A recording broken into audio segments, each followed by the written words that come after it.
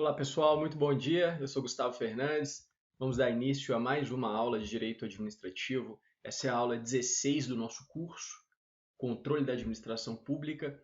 Pelas minhas contas, temos apenas mais 3 aulas para encerrarmos o curso. Essa aula de Controle da Administração Pública é tranquila, não tem muita coisa diferente.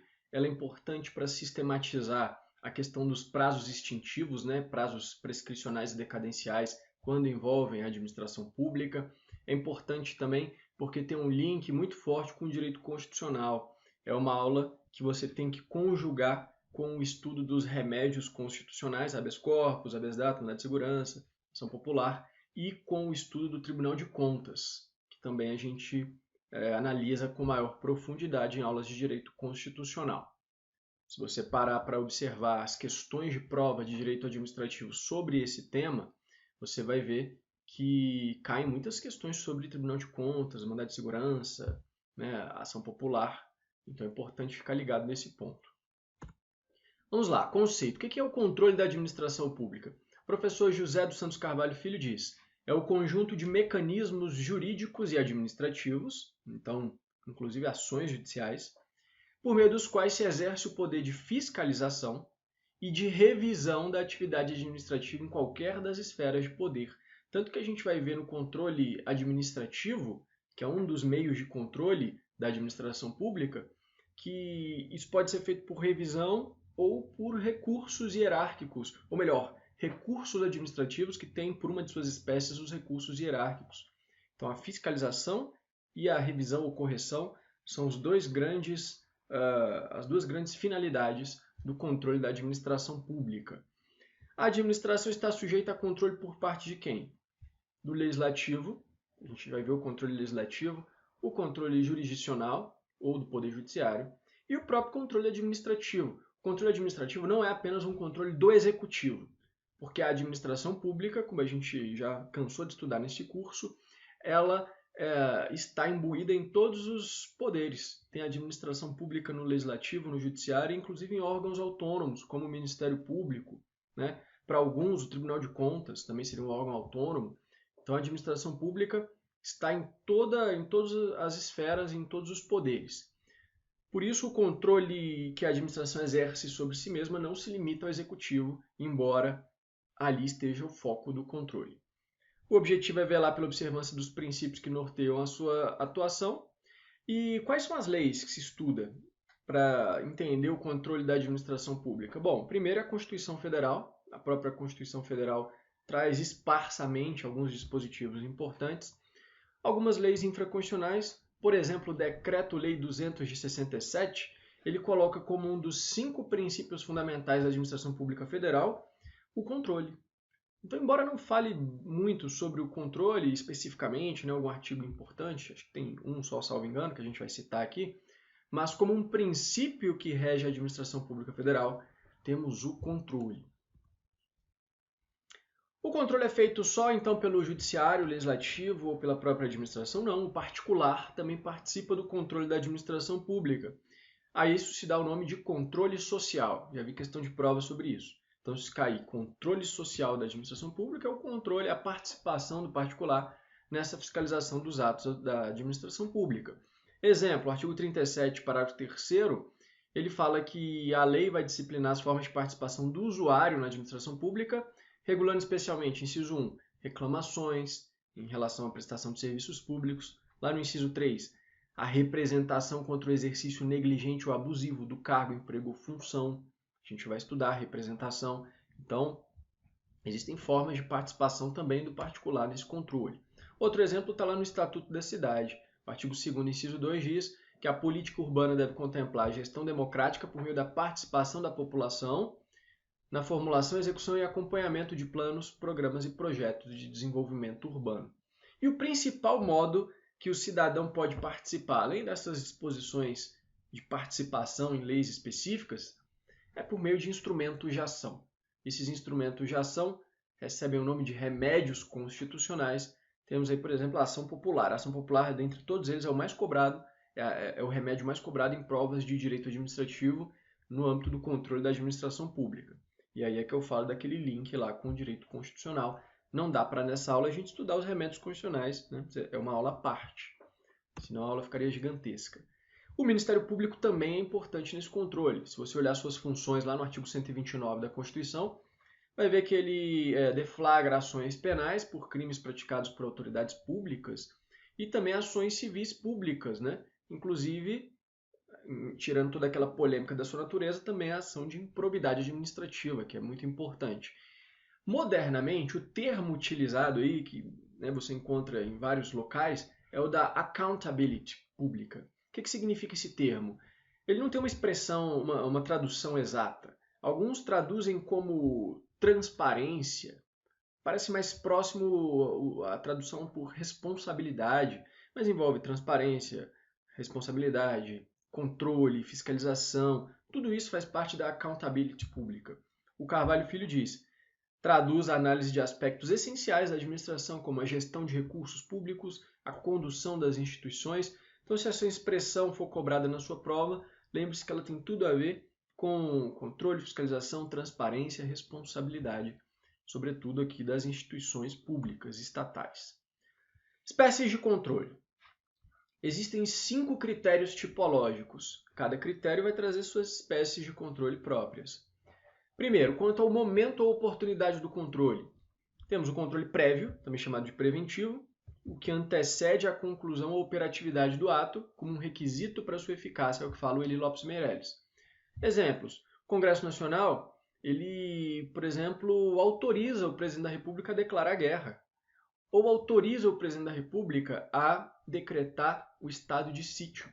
É um controle prévio, sem autorização não pode decretar o estado de sítio, que é diferente do estado de defesa, que o controle vem 24 horas depois. Então, exemplos. Outro, o mandado de segurança preventivo, né? O judiciário também faz o controle prévio. Um mandado de segurança preventivo para evitar que a lesão se constitua. Controle concomitante é o que acompanha a realização do ato. Por exemplo, o Congresso Nacional fiscaliza por meio de a designação de uma comissão pela mesa do Congresso, comissão que vai fiscalizar a execução de medidas referentes a estado de sítio e estado de defesa, lá no artigo 140. Também fiscaliza uma obra pública, por exemplo, em face de um contrato administrativo da Lei 8666, está lá no artigo 67. Então, isso é o controle concomitante. E o controle posterior, ou corretivo, ou a posteriori, é aquele que se dá após a conclusão do ato. E aí, nesse ponto, a gente estuda a aprovação, anulação, revogação, convalidação, temas de outras aulas no nosso curso. Segundo critério, quanto à extensão, o controle pode ser interno ou externo. Controle interno, realizado por um órgão que integra a mesma estrutura em que se insere o órgão controlado.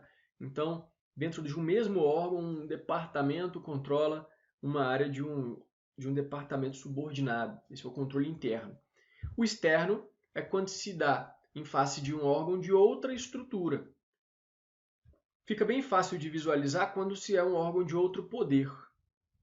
Obviamente é externo, então o controle do Tribunal de Contas, em face da administração, sei lá, do judiciário, né, de um órgão administrativo do judiciário, é bem tranquilo que é um controle externo, né? Porque o Tribunal de Contas não pertence ao Poder Judiciário. Agora, é polêmico o controle externo de uma pessoa ou de um órgão da administração pública em face de uma pessoa da administração indireta. Por que é polêmico? É claro que esse controle existe, a gente sabe, já falou e vai falar de novo. Mas a polêmica se ele seria interno ou externo, porque é dentro da própria administração, né? Só que é administração direta e indireta. Mas como são pessoas diferentes, prevalece na doutrina que esse controle é externo. É o que a de Pietro fala, eu acho que ela tem razão. Então, se for de pessoa diferente, ainda que faça parte da administração, direta e indireta, é um controle externo. Artigo 71 da Constituição traz o principal, né, que é o do Tribunal de Contas, e o próprio artigo 74, que também está dentro ali da disciplina do Tribunal de Contas, diz que cada poder tem que manter de forma integrada o seu sistema de controle interno, por meio de suas controladorias, por exemplo, ou no judiciário, suas corregedorias. O controle externo, diz o Carvalho Filho, ele dispensa a lei expressa. Por quê? Porque o próprio artigo 74 diz que cada poder tem que ter o seu controle interno, então não precisa nem de uma lei específica. Já a própria Constituição diz que é possível criar. Já o controle externo, ele sempre vai demandar uma autorização legislativa, sobretudo autorização constitucional em face da separação dos poderes. Essa é a doutrina do Carvalho Filho, fica aí mais como um complemento para o seu estudo. Olha como já caiu em prova, CESP 2018. Conforme a classificação das formas de controle administrativo, ao realizar a auditoria de despesas efetuadas pelo Poder Executivo durante a execução do orçamento, o Tribunal de Contas exerce controle externo e concomitante. Perfeita, a questão traz as duas espécies que a gente já estudou, né? Um controle externo, porque é do Tribunal de Contas em face do Executivo. O Tribunal de Contas não pertence ao Executivo. Segundo, é um controle concomitante, porque é uma auditoria durante ali a execução do orçamento, na vigência do prazo, do período orçamentário ali, né? Que corresponde ao ano civil nos termos da lei financeira. Então, tranquilo, um controle concomitante. Terceiro critério, quanto ao âmbito da administração. Aí o controle pode ser por subordinação ou por vinculação. Por subordinação é o controle decorrente do poder hierárquico. Decorre da hierarquia, é tipicamente interno, porque a hierarquia se dá em face da mesma pessoa jurídica de órgãos superiores em face de órgãos subalternos. Exemplo, o controle de um departamento administrativo sobre suas divisões e destas sobre suas seções integrantes. O que mais? Pressupõe, né, vem do poder hierárquico, que pressupõe faculdades de supervisão, coordenação, orientação, fiscalização, aprovação, revisão, até a vocação. É o que diz o Meirelles. Então, isso aqui não tem nenhum problema. A gente faz a remissão para a aula do poder hierárquico. O controle por vinculação é quando se atribui a uma pessoa diversa daquela que está sendo fiscalizada, então o caráter dele é externo. Não decorre da hierarquia, porque não existe hierarquia nesse caso, mas de um controle, ele é chamado de controle finalístico, porque ele é restrito aos limites da lei, às finalidades da lei, que estabelece e que cria aquela pessoa jurídica da administração indireta. O Decreto-Lei 200 diz, inclusive, que ele se chama supervisão ministerial. Quando se trata do controle do ministério em face da pessoa criada da administração indireta, é a supervisão ministerial. O que é importante você marcar é que, além de ser externo, não há hierarquia, não há subordinação, há vinculação apenas. Olha como foi cobrado em 2019 a FGV.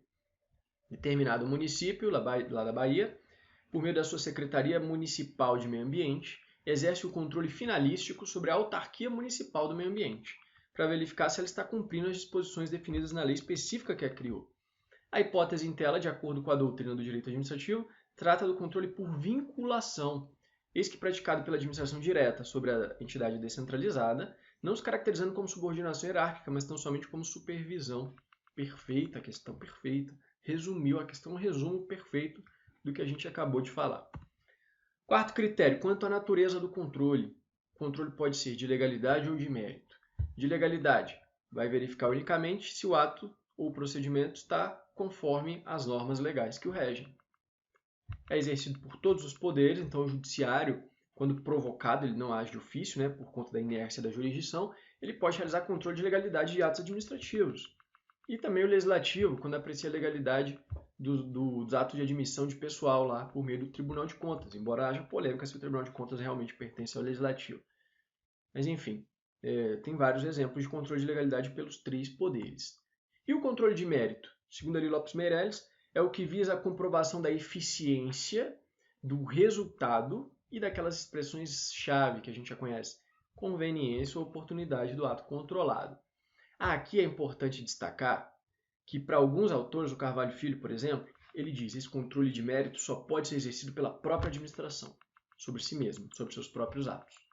O judiciário, obviamente, não pode controlar o mérito do ato administrativo. A gente vai destacar isso com mais detalhes daqui a pouco.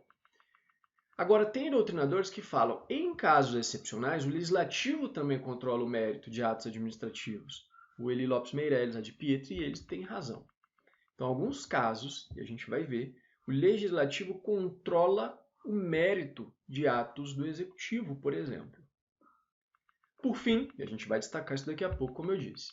Por fim, o controle quanto ao órgão controlador. A espécie de o meio de controle quanto ao órgão controlador é o controle feito pelo judiciário, controle judicial, pelo legislativo, controle legislativo, e pela própria administração, não exatamente pelo executivo, é o controle administrativo. Daqui para o final da aula são os 3 pontos que a gente vai estudar, esses 3 tipos de controle. E a gente começa pelo controle legislativo. Um controle pelo poder legislativo sobre atos do executivo ou do judiciário, sobre a administração em geral. Quais são os critérios? Critérios político e critério financeiro. não se confunde com o controle interno, que é o administrativo, né? E aí, quais são esses critérios, então, esse controle político e financeiro? Controle político pode abranger aspectos de legalidade e de mérito. O artigo 49, inciso 5 da Constituição diz que é competência exclusiva do Congresso sustar atos do Poder Executivo que exorbitem do poder regulamentar ou dos limites da delegação. Tem vários dispositivos no artigo 49, no artigo 51 e no artigo 52. O 49 trata das competências exclusivas do Congresso, o 51 das privativas do Senado e o 52 das privativas da Câmara. E eles vão falar lá de vários tipos de controle político, né? Exemplo, apreciar atos de concessão e renovação de concessão de emissoras de rádio e televisão, processar e julgar agentes políticos por crime de responsabilidade lá no Senado, né? 51 Câmara e 52 Senado, né? Acho que eu inverti. Aprovar a escolha de autoridades. Quando você aprova a escolha de uma autoridade, por exemplo, um ministro do Supremo, lá com a sabatina no Senado, isso não é um controle de legalidade, é um controle de conveniência e oportunidade também. Então pode-se falar em mérito, né? Pode-se falar em mérito também. Veja aí esse exemplo. O Legislativo também convoca membros do Executivo, ou pessoalmente, ou pede informações por escrito. A gente estuda isso muito tranquilamente lá no Direito Constitucional. Aqui apenas eu vou falar en passant aqui de passagem. O artigo 50 da Constituição diz que a Câmara, o Senado ou qualquer das suas comissões, ou seja, sempre um órgão colegiado, jamais um parlamentar individualmente, pode convocar o ministro de Estado ou qualquer autoridade subordinada ao presidente da República para prestar pessoalmente ou nos termos do parágrafo 2º por escrito, informações sobre um assunto determinado, e a desobediência a isso importará crime de responsabilidade. Crime de responsabilidade. No caso da prestação de informações por escrito, se não responder no prazo de 30 dias, se responder com informações inverídicas, se negar a responder sem justificativa, tudo isso importa em crime de responsabilidade. Outro controle político, talvez o mais importante, é o das CPIs, que a gente estudou lá no artigo 58, parágrafo 3º da Constituição. Também só dá para citar aqui, não tem como trabalhar CPIs, mas pode cair algum assunto de CPI na aula de controle da administração pública. Veja que é um tema muito ligado realmente ao direito constitucional. E o controle político, beleza. E o controle financeiro? Incide sobre qualquer pessoa física, jurídica, inclusive pessoa privada. O que importa não é a natureza da pessoa, mas a natureza da verba que está sendo fiscalizada. Então, é verba pública? Tem Tribunal de Contas. Se é verba pública federal, Tribunal de Contas da União. Se é verba pública estadual, municipal, o Tribunal de Contas do Estado. Ou se existe um Conselho de Contas dos municípios ou até mesmo um Tribunal de Contas municipal, como São Paulo e Rio de Janeiro, embora a Constituição vede a criação de novos tribunais de contas de natureza municipal. Isso aí é aula para a gente estudar lá no Poder Legislativo, lá no Direito Constitucional. O artigo 70 da Constituição, quando fala do TCU, diz que, sem prejuízo do controle interno, o TCU vai controlar a legalidade, a legitimidade, economicidade, aplicação das subvenções e renúncia de receitas. Agora, olha, faz esse raciocínio aqui comigo. Vê se não tem razão. Carvalho Filho também diz isso. Se o texto constitucional fala primeiro em um controle de legalidade e depois ele fala, por exemplo, legitimidade e economicidade, quer dizer que a legitimidade e a economicidade não necessariamente são controle de legalidade. O que dá a entender que há um controle de mérito também no âmbito financeiro. O Carvalho Filho defende, ele fala, o controle de mérito não pode existir no que toca à legitimidade e à economicidade. É mérito, né? É mérito, não é apenas legalidade. Então, cuidado, controle de mérito, ele pode ser feito não só pela própria administração pública, como também, excepcionalmente, pelo legislativo. Só o judiciário que não realiza controle de mérito de ato administrativo. Olha como isso caiu, como essa teoria parece ser adotada pela banca CESP também. Oficial de Justiça lá do STJ, 2018. Cabe ao Poder Legislativo o poder dever de controle financeiro das atividades do Executivo, o que implica a competência daquele para apreciar o mérito do ato administrativo sob o aspecto da economicidade. E a banca marcou a questão como correta. Bom, o controle legislativo é isso. Controle judicial é aquele que exige uma provocação para que os órgãos com atribuição jurisdicional controlem os atos administrativos. O Brasil, a gente viu na nossa primeira aula desse curso, adota o sistema de jurisdição una, em que só há força de coisa julgada no âmbito do judiciário, no âmbito da administração há apenas a coisa julgada administrativa, a gente até vai falar dela num dos últimos temas aqui dessa aula. Não tem o contencioso administrativo que existe na França, em que a administração é juiz, a administração julga com definitividade quando envolve a administração pública no litígio, quando não envolve a administração pública é o judiciário que julga. Nos dois casos há definitividade. Aqui não. Aqui a administração julga também, mas apenas no âmbito administrativo, a palavra final, definitiva, a que faz coisa julgada, ou seja, a jurisdição é apenas do Poder Judiciário. Como é que o Judiciário analisa? Aspectos de legalidade, sim, e de mérito, não.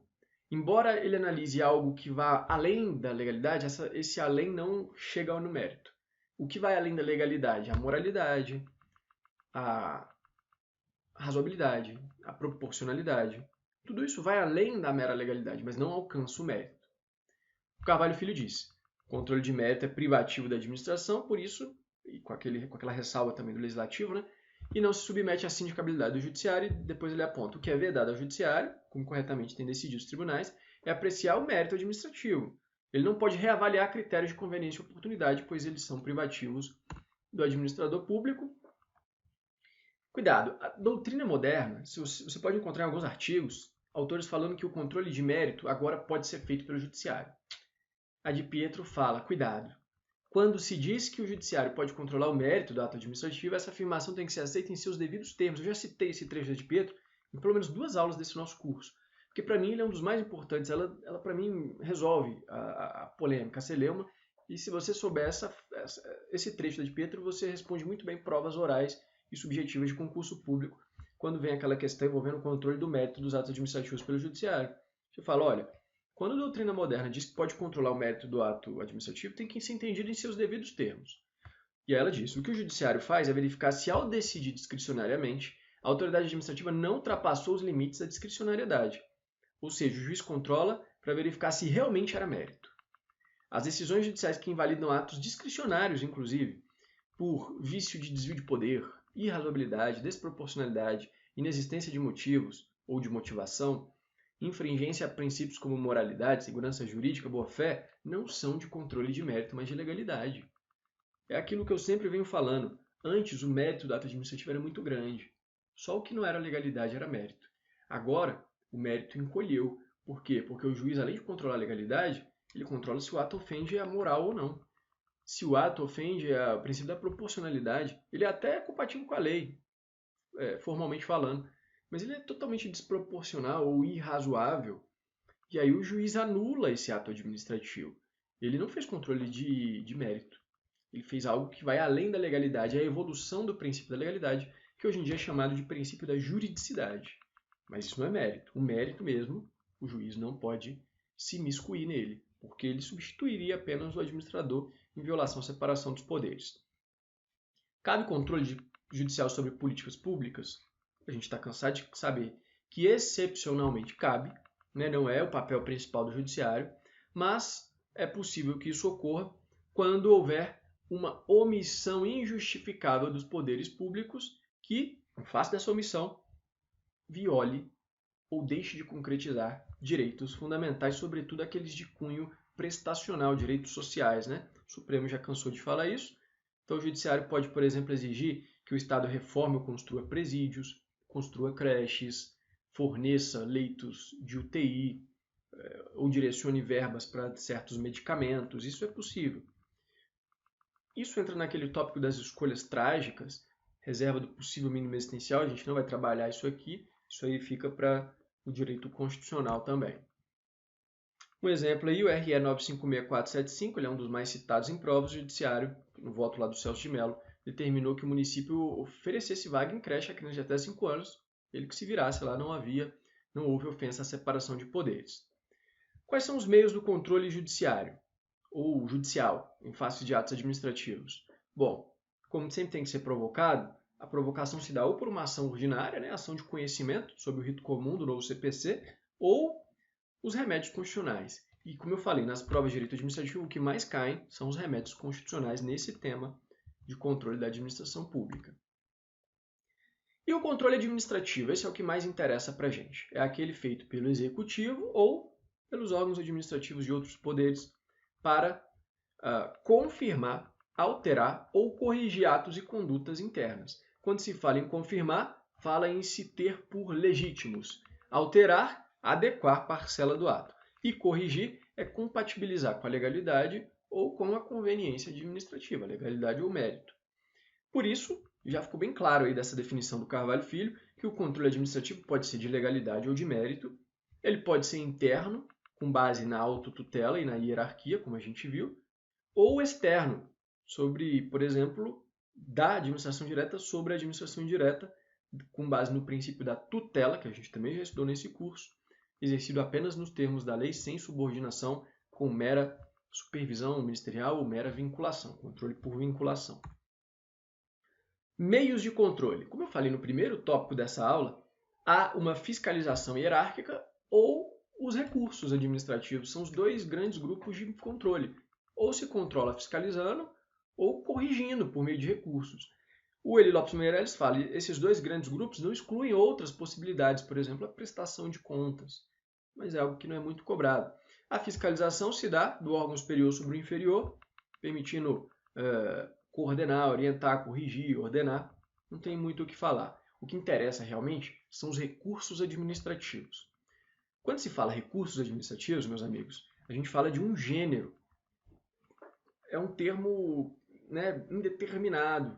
Recursos administrativos, e tem várias espécies de meios, que não são propriamente recursos, mas vários meios de provocação desse controle.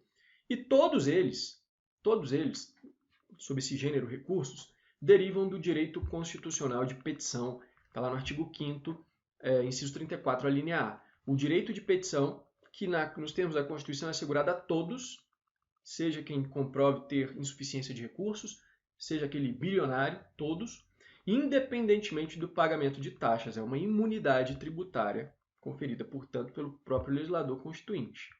Do direito de petição decorrem esses recursos. O controle administrativo nem sempre depende de provocação, ele pode ser feito de ofício. Vamos ver, por exemplo, a revisão, pedido de revisão, pode ser postulado pelo interessado, pode ser de ofício feita a revisão. E dentro desses recursos todos, temos 5 modalidades, desses chamados instrumentos administrativos de controle. Quais são esses 5? Representação, reclamação administrativa, pedido de reconsideração, revisão e os específicos recursos hierárquicos, que ainda se subdividem em próprios e impróprios. Então, daqui até o final da aula, basicamente, a gente vai falar desses 5 instrumentos administrativos de controle e aí finalizamos com os prazos extintivos. O primeiro deles é a representação. Segundo a doutrina, a representação é uma mera denúncia de irregularidades, feita por qualquer pessoa perante os órgãos de controle.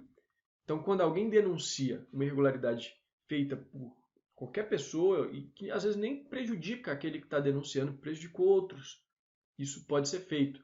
Decorre, como eu falei, do direito de petição, é incondicionado, imprescritível, pode ser exercido em qualquer circunstância. E o grande exemplo que temos é o do artigo 74, parágrafo 2º da Constituição, que diz: qualquer cidadão, partido político, associação ou sindicato é legitimado para denunciar irregularidades perante o Tribunal de Contas da União. Então, a grande questão da representação é que é uma denúncia de irregularidade e pode ser feito por qualquer pessoa, não só pelo interessado diretamente. A reclamação administrativa é o segundo instrumento. Ela encontra uma previsão genérica no Decreto 20.910 e abrange a pretensão de obter o reconhecimento de um direito ou correção de um ato que cause lesão, ameaça de lesão ao interessado, a quem está reclamando. O Carvalho Filho diz: a grande diferença da representação que a gente viu para a reclamação administrativa de agora é que esta permite apenas a sua formalização pelo interessado direto. Mas veja comigo, não há uma definição muito clara da reclamação, né? A pretensão de reconhecer um direito. Cada doutrinador traz uma definição diferente para a reclamação administrativa. O Eli Lopes Meirelles tem uma expressão conhecida. Ele fala: é a oposição expressa a atos da administração que afetem direitos ou interesses legítimos do administrado. Então, uma oposição expressa. Essa definição já foi adotada pela banca CESP, 2018, prova lá do TCE de Minas, no controle administrativo, o meio utilizado para se expressar oposição a atos da administração que afetem direitos ou interesses legítimos do interessado é a reclamação. Correto. Provavelmente eu adaptei a questão, ela devia ter A, B, C, D, E, e a alternativa correta era a reclamação. Então veja, embora seja de difícil definição, anote aí no seu material oposição expressa, porque é o tema que a banca já cobrou, a banca CESP no caso. Como eu falei, genericamente, a reclamação é tratada no Decreto 29.110. No artigo 6º, por exemplo, ele diz: o direito à reclamação administrativa, quando não tiver um prazo fixado em lei, prescreve 1 ano a contar da data do ato ou fato do qual se origina. Embora o decreto fale em prescreve, a doutrina fala isso é decadência, né? Isso é decadência, não é prescrição exatamente. Aqui é um ponto que os escritores de direito administrativo falham. Todos que eu vi falham. Eu não vi nenhum que foi correto neste ponto. Todos eles citam aquela espécie de reclamação prevista diretamente na Constituição, a reclamação constitucional, que está, por exemplo, no artigo 103A, parágrafo 3º, que trata da reclamação em face da aplicação indevida ou não aplicação, ou desrespeito, né, à súmula vinculante, que é editada só pelo Supremo. Lembrando que a Lei 11.417, que regulamenta a súmula vinculante, ela fala, no âmbito aqui que interessa para a gente, contra omissão ou ato da administração, então, tratando-se de ato omissivo ou comissivo da administração, o uso da reclamação só é admitido após o esgotamento das vias administrativas. Então, tem que esgotar primeiro o âmbito administrativo para que se possa reclamar perante o Supremo Tribunal Federal. Agora, a doutrina administrativista cita essa reclamação tratando da reclamação administrativa, mas eles se esquecem de falar uma coisa. Essa reclamação da Constituição não tem nada a ver com a reclamação administrativa. Por quê? Porque a reclamação administrativa decorre do direito de petição, né? É um instrumento não jurisdicional. A reclamação, segundo o Supremo, é uma ação jurisdicional, é uma ação. Decorre tem natureza de ação e não de petição. É claro que a ADI 2212, lá de 2002, nessa ADI o Supremo assentou que a reclamação tinha natureza jurídica de petição. Mas isso já foi superado pelo menos desde 2014. Tem um julgado de 2014 do Pleno do Supremo dizendo que a ação, né, tem caráter jurisdicional. E tem, depois do novo CPC, julgados da primeira e da segunda turma, eu cito aí na tela, dizendo que é ação. Por quê?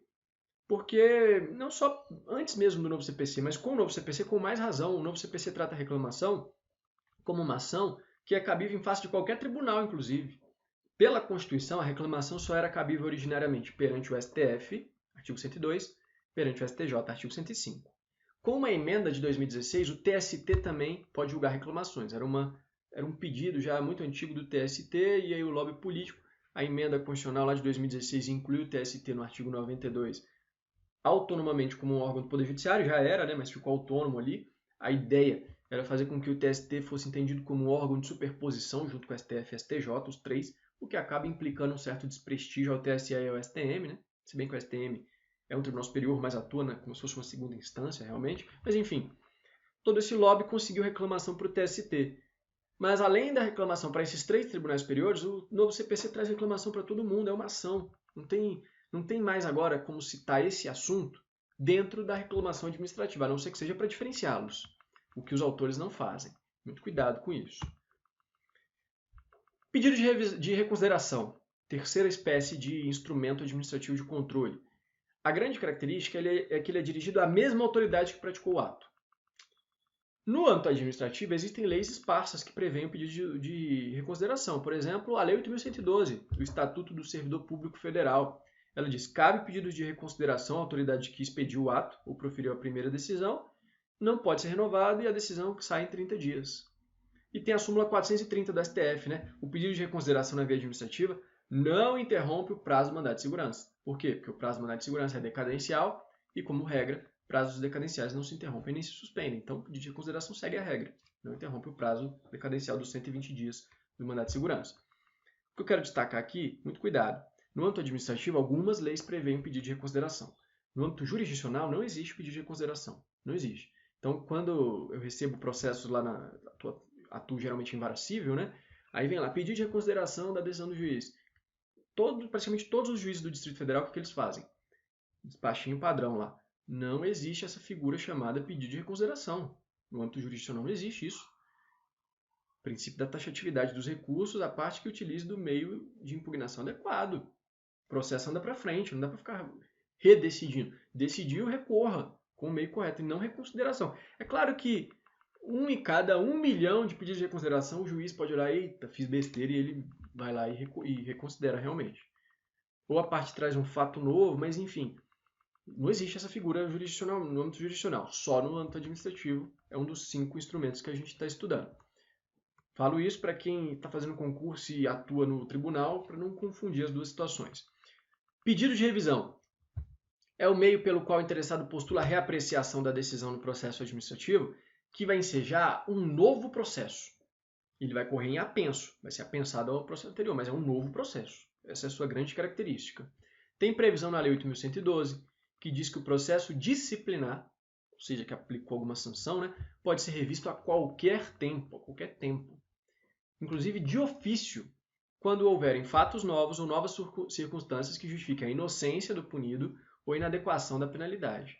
E também a Lei do Processo Administrativo Federal, 9784, lá no artigo 65, diz que os processos administrativos de que resultem sanções podem ser revistos a qualquer tempo, de ofício, quando novos fatos ou novas circunstâncias relevantes justificam a inadequação da sanção. E o parágrafo único do 65 fala que não pode resultar agravamento. Então veja que a revisão ela é só para processos sancionatórios, vigora o princípio da ne reformatio impégios, né? Não pode agravar a penalidade, pode ser de ofício e a qualquer tempo, não tem prazo decadencial aqui, não tem prazo, beleza? Então, importante isso, muito importante o tema da revisão. E para fechar, tem os recursos hierárquicos. O Eli Lopes Meirelles diz, são aqueles pedidos que as partes dirigem à instância superior e não à mesma autoridade, para que ela revise e reexamine o ato inferior, sobre todos os aspectos, legalidade e mérito. Tem previsão em algumas leis, por exemplo, a Lei 9784 diz que o recurso... Cuidado, eu vou destacar diferenças entre a Lei 9784 e 8.112. Embora a essência seja a mesma, é um recurso que é decidido pela autoridade superior, a formalidade dele, o procedimento é distinto dependendo da lei. Olha só, a 9784, lá no artigo 56, parágrafo 1º, diz que o recurso é dirigido à autoridade que proferiu a decisão. Então, primeiro você fala a autoridade que proferiu a decisão, para ela, se for o caso, reconsiderar em até 5 dias, e se não reconsiderar, encaminha à autoridade superior. Mas, embora quem decida a autoridade superior, cabe primeiro a análise, e ele é dirigido primeiro à autoridade que proferiu a decisão. Já na Lei 8.112, diz, artigo 107, parágrafo 1º, o recurso será dirigido à autoridade imediatamente superior a que tiver expedido o ato ou proferido a decisão, e sucessivamente às demais.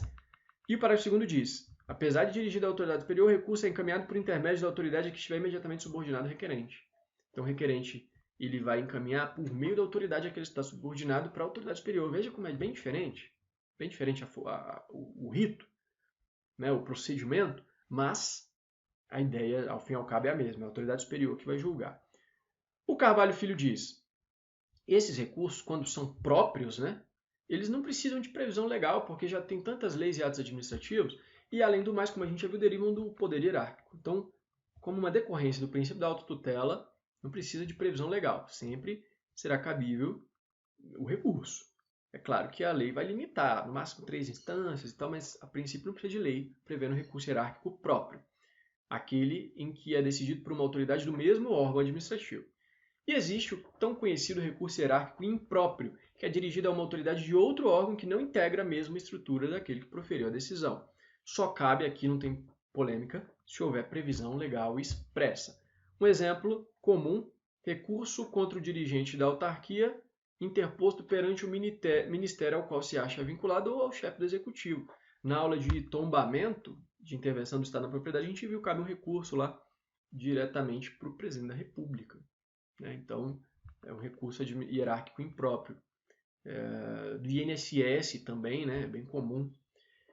Agora, não se admite, segundo Eli Lopes Meirelles e Carvalho Filho, a interposição de recurso a um poder contra o outro, em face da independência entre os poderes, a não ser que haja uma expressa autorização constitucional, e aí isso se incluiria nos mecanismos de freios e contrapesos. Mas se não tem expressa autorização constitucional, não pode nem mesmo a lei dizer que cabe um recurso do legislativo do judiciário para o legislativo, do executivo, enfim, entre poderes, não.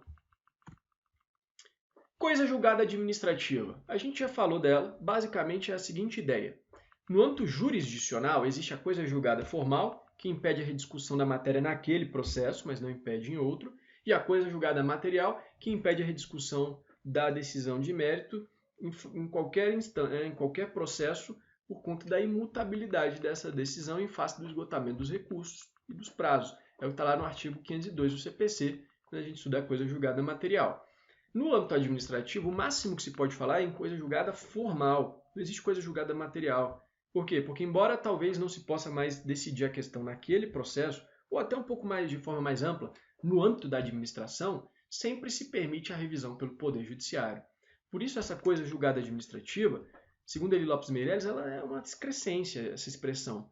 Ela não é propriamente uma coisa julgada, porque ela seria uma simples preclusão, um efeito processual, preclusão de efeitos internos. Não tem coisa julgada na esfera administrativa.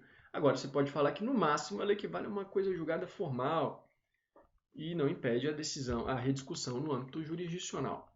Beleza? Segundo a de Pietro, a coisa julgada administrativa significa apenas que a decisão se tornou irretratável pela própria administração. Para encerrarmos nossa aula, 40 minutos, vai dar mais ou menos uns 50 minutos então, prescrição e decadência no âmbito administrativo. O Carvalho Filho diz, olha, a prescrição, que é a mais importante, ela exibe no seu núcleo a ideia de prazo extintivo, e esse prazo extintivo tem por fundamento o princípio da segurança jurídica. Só que a ideia de prazo extintivo não está apenas na prescrição, mas também na decadência e na preclusão. Então são três institutos diversos. Prescrição atinge a pretensão. A decadência incide sobre o próprio direito. No caso, tem que ser um direito potestativo e haver previsão legal do prazo, senão também não decai, não caduca. E a preclusão é de caráter eminentemente processual, depende dos prazos previstos na legislação. Essa aqui não tem interesse para a gente. O que interessa é a prescrição e a decadência. E aqui, eu acho essa parte da aula muito importante, porque se você olhar os manuais de direito administrativo, eles acabam não falando especificamente desse tema. Fica meio jogado e o estudante se confunde, mas esse prazo prescricional é para a administração, é para o particular, dá uma confusão danada. O decreto 20.910, né, de 32, ele incide para a administração, é para o particular, é uma confusão danada. E aqui a gente vai tentar sistematizar isso aqui de forma bem didática. Então, para ficar bem claro, eu vou separar em dois grandes grupos e cada grupo em duas situações. Prescrição administrativa, quando há perda do prazo, primeiro grande grupo, pelo particular. Quando é que o particular pode perder prazo? Em dois casos, para recorrer de uma decisão administrativa ou para sua pretensão, exercer a pretensão por meio de uma ação judicial contra a fazenda pública. Então, ali, para recorrer de decisão no âmbito administrativo ou para ajuizar uma ação contra a fazenda pública. Aí se fala em prescrição.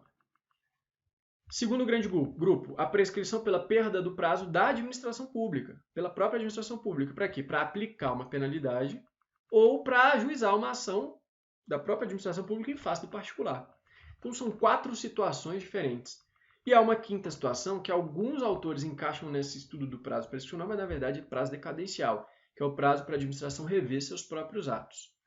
Esses 5 pontos, então, para a gente fechar. Primeiro, prescrição do particular para recorrer de decisão administrativa. Aí depende de previsão legal, né? Por exemplo, a Lei 8.112 diz no artigo 110 que o servidor tem um prazo prescricional de 5 anos para pleitear na esfera administrativa quanto ao ato que o demitiu ou que cassou sua aposentadoria ou disponibilidade, ou de 120 dias em outros casos, quando a lei não fixar um prazo específico. Esses prazos prescricionais são contados da data da publicação do ato impugnado ou da ciência pelo interessado quando não houver publicação. Então aqui não tem nenhuma celeuma. Decore aí os prazos de 5 anos e 120 dias da Lei 8.112, que são os mais cobrados. O particular pode também querer exercer sua pretensão por meio de uma ação judicial contra a fazenda pública. E aqui é que o decreto 20.910 entra. O decreto 20.910 ele trata da prescrição de ações contra a fazenda pública, não pela fazenda pública.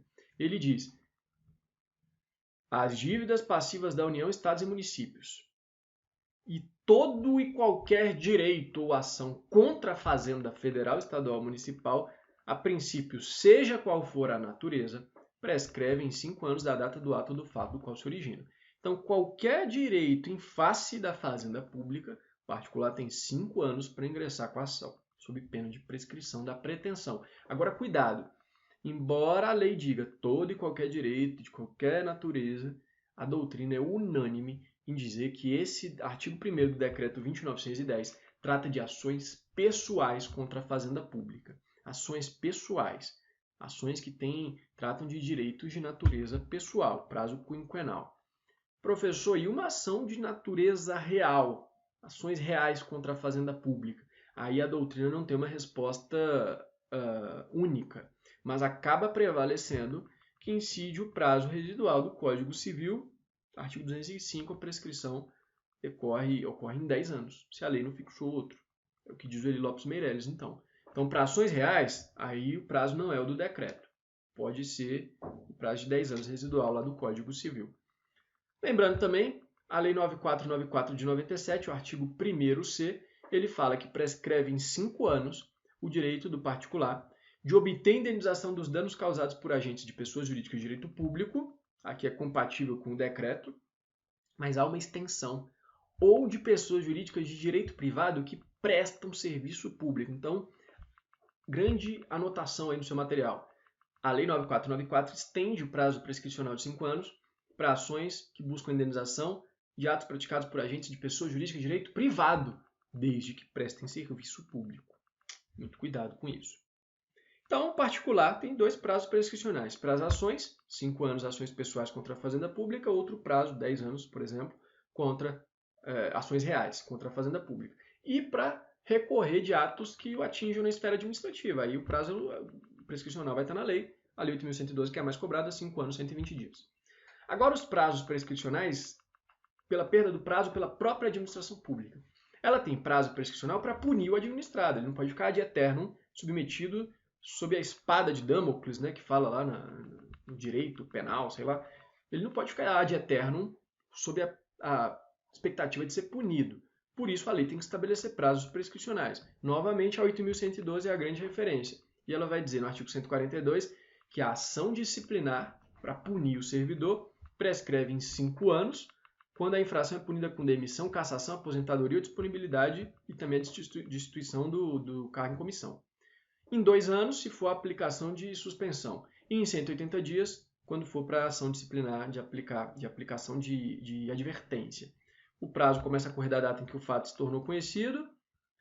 Tem também a Lei 9873, pode ser cobrada também, ela estabelece um prazo de 5 anos para a administração punir o particular no exercício do poder de polícia, salvo quando o fato constitui crime, aí vai ser regido pelo prazo prescricional da lei penal. E, por fim, o prazo prescricional das ações da fazenda contra o particular. Quais são os prazos? Aqui, a grande confusão. Não incidem os prazos do Decreto 20.910, o prazo de 5 anos. Aqui, não há um prazo específico. Incidem os prazos do Código Civil, da lei comercial, né, conforme a natureza do ato. Então, a administração quer pleitear alguma coisa em face do particular. Vai depender do ato ali, se é 3 anos, 1 ano, 5 anos, vai depender. A gente vê lá o Código Civil. Ali os artigos 200 e alguma coisa que trazem esses prazos. E, por fim, o prazo para a administração rever seus próprios atos. Aqui, esse prazo extintivo não é prescricional, ele é decadencial. E a grande lei que regulamenta isso é a Lei 9784, que trata do processo administrativo federal, que diz no artigo 54, o direito de administração anular os atos de que decorram efeitos favoráveis para o particular decai em 5 anos. Em face da boa-fé, né, e da segurança jurídica, contados da data em que foram praticados, salvo comprovada má-fé. Se houver má-fé, qual é o prazo? A princípio não é o de 5 anos, né? Também não se admitiria um prazo eterno. A doutrina vai bater cabeça para dizer que prazo é esse. Então, alguns falam 10 anos, aí é complicado, não tem uma resposta. Aí, o que você vai decorar é que, tirando a má-fé, se o ato dele decorre efeitos favoráveis para o destinatário, 5 anos. Além da má-fé, a gente sabe que também um ato, ainda que não haja má-fé, mas seja expressamente contrário à Constituição, o Supremo também diz que não incide o prazo de 5 anos. Aí, a princípio, não haveria decadência em face da própria supremacia da Constituição. Também é para se anotar. Lembre-se da tese do STJ, da edição 132, diante da ausência de previsão legal, o prazo decadencial de 5 anos da Lei 9784 é insuscetível de suspensão ou interrupção. Não se interrompe nem nem se suspende como regra dos prazos decadenciais. E a súmula 633 do STJ diz que, que esse prazo decadencial da Lei 9784 ele pode ser aplicado de forma subsidiária a estados e municípios se não tiver norma local específica que regulamente a matéria. Se tratando de direito administrativo, em regra, a competência é concorrente. E, inclusive, os municípios podem legislar sobre interesse local, observada a legislação federal e estadual. Então, cada estado e município pode ter sua própria lei de processo administrativo e ela vai trazer seus prazos. Não precisa ser exatamente de 5 anos. Mas se não tem lei específica sobre isso, subsidiariamente aplica-se o prazo decadencial de 5 anos da esfera federal. Meus amigos, 51 minutos a gente termina essa aula bem tranquila para a gente encerrar o nosso curso. Aula de responsabilidade civil na próxima semana, do Estado. Depois, eu ainda estou na dúvida, mas eu acho que eu vou fazer uma aulinha rápida de intervenção do Estado no domínio econômico, mas ainda não é certeza. E aí sim, para a gente fechar com chave de ouro, a aula de improbidade administrativa. Talvez eu divida em 2 semanas, porque ela é bem grande, ou não, talvez já fale tudo de uma vez. E aí a gente encerra esse curso. Grande abraço.